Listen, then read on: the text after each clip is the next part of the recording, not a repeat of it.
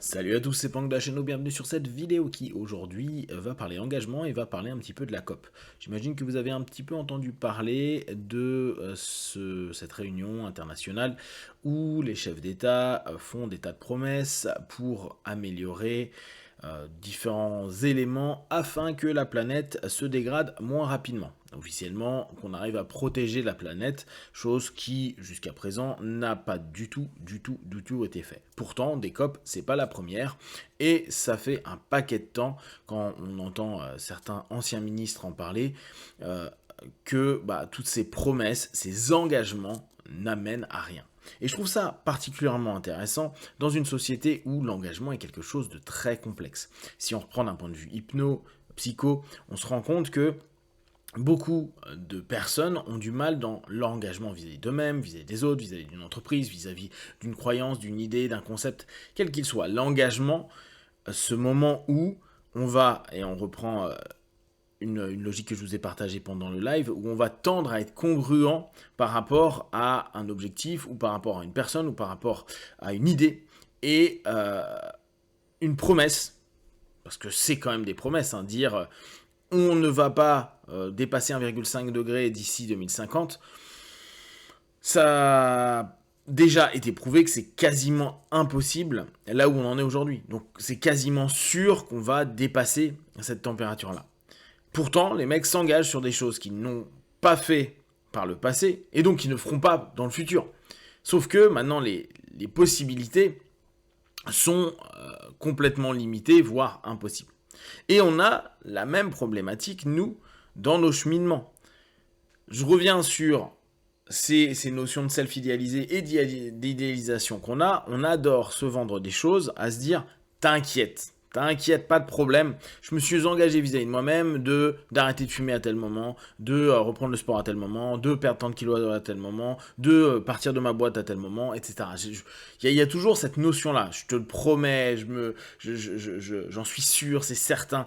Des engagements qui en fait sont jamais tenus. Et après, on a toute cette incongruence où les personnes vont faire remarquer hey, les gars, vous nous racontez des conneries depuis des années, et on comprend complètement les manifestants et surtout les personnes qui vivent déjà tous les retours climatiques et qui disent non, mais attendez, vous inquiétez pas, on vous donne de l'argent, parce que l'argent ça va automatiquement améliorer la planète, il n'y a pas de souci. Et c'est un peu la même chose. Quand les gens vont commencer à dire mais t'es pas congruent là, ça fait des années que tu nous dis que tu vas faire ça et tu as toujours pas commencé. Et tu t'es engagé, tu as posé quelque chose. Tu as posé une intention, tu as posé une parole, tu as posé officiellement des actes qui devraient être en rapport. Et au bout du compte, tu fais walou, que dalle. Et tu te retrouves à simplement continuer à faire une rhétorique et une confirmation des promesses que tu as faites que tu n'as toujours rien fait dessus. Dans une société qui, justement, a l'impression que les gens n'arrivent plus à s'engager, et on en parle souvent avec des personnes qui sont responsables d'entreprises, créateurs d'entreprises, qui disent mais c'est complexe parce que on n'arrive pas à avoir de salariés, ils ne s'engagent plus, il y a beaucoup de no-show, c'est-à-dire qu'il n'y a pas de présentation, les personnes viennent à l'entretien d'embauche, puis ils ne viennent pas 2 jours plus tard, ou inversement, ils viennent même pas à l'entretien d'embauche. On peut avoir plein de raisons, etc. Ce qui est juste intéressant, c'est de se dire les personnes ne sont pas prêtes à s'engager ou plus prêtes à s'engager pour des choses auxquelles peut-être ils ne croient plus. Ils ne croient plus ou ils n'ont pas un bénéfice pour eux ou pour les autres, qu'importe, qui les stimule. Donc, et on va reprendre les termes qui étaient beaucoup utilisés et je trouve surutilisés pendant le séminaire NLP2 avec Dills. Beaucoup de personnes n'arrivent pas à avoir de vision par rapport à ce qu'il aurait proposé. Et ça, c'est un peu compliqué. Alors, je parle même pas de mission, ce mot qui a été, j'ai pas trop exploité de manière un peu mystique. Genre, j'ai une mission sur Terre. D'ailleurs, il y a un Thinkerview qui est super, avec une femme extraordinaire. Je vous retrouverai ça. Et justement, elle allait à la rencontre de jeunes qui cherchent des solutions et mettent en action des solutions pour, d'un point de vue sectoriel, d'un point de vue peut-être de leur pays, je sais qu'il y a en Indonésie, etc. Et qui disaient, ce qui est incroyable, c'est que souvent, ces jeunes-là ont une vision. Elle a fait un reportage sur Snowden aussi. Elle dit ont une vision et carrément ont une mission. Ils sont investis par quelque chose. Donc il y a un investissement et là souvent tu as un engagement idéologique, politique, spirituel, intellectuel, etc., etc. Parce qu'à ce moment-là, il y a une espèce de vision, mission. Et les personnes s'en font souvent dans le travail ou dans des business. Et là, l'écologie est un business. Hein. Ce n'est rien d'autre que ça. Là, on a parlé plus d'argent que de réelles actions à mettre en place parce que justement, les actions vont faire perdre de l'argent. Donc, on reviendra toujours dans cette notion-là. Et il est difficile d'aller dans une notion d'engagement si derrière, on n'a pas l'impression que ce qu'on engage ou ce qu'on s'engage à faire nous répondent à quelque chose ou nous rapportent quelque chose. Alors attention, c'est pas forcément que monétaire, mais cette notion de se dire, je veux un retour sur investissement. Je me suis engagé et je veux un retour sur investissement. Dans un travail, ça pourrait être de l'argent, ça peut être de la reconnaissance, ça peut être plein de choses. Mais vis-à-vis de nous-mêmes ou vis-à-vis des autres, c'est peut-être aussi la reconnaissance des gens ou un retour de mon action. Je fais attention maintenant à mon électricité et je me rends compte que ma facture, elle a augmenté parce que l'inflation et plein de choses vont faire que, quoi qu'il arrive, de toute façon, je me fais avoir. Alors je me dis, merde, je me suis engagé dans une idée un peu écologique à me dire, je vais faire attention à la température, je mettrai plus de pull à la maison, et au bout du compte, la personne se retrouve avec une faco qui est supérieure à ce qu'il avait quand il faisait pas attention. Compliqué.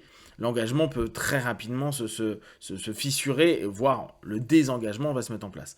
Ce qui est un peu plus emmerdant, c'est quand c'est des pays qui donc promettent et s'engagent et osent utiliser ce mot-là, on s'engage, alors qu'on voit sur les stats qu'il y a 4 des pays ou 5 des pays qui étaient présents, qui avaient réellement mis en place et tenu leurs engagements. Le reste, que dalle.